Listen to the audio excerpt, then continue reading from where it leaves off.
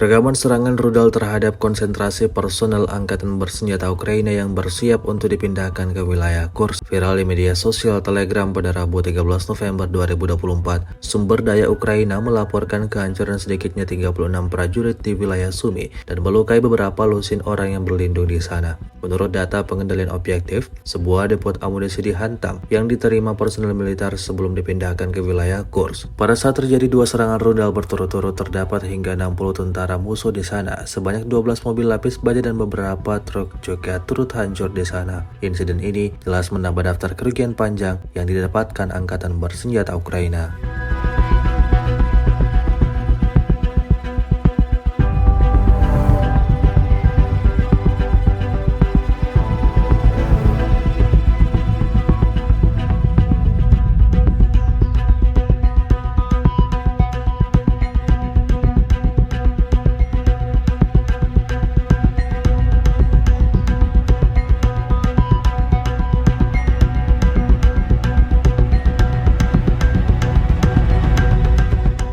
Download Tribun X sekarang, menghadirkan lokal menjadi Indonesia.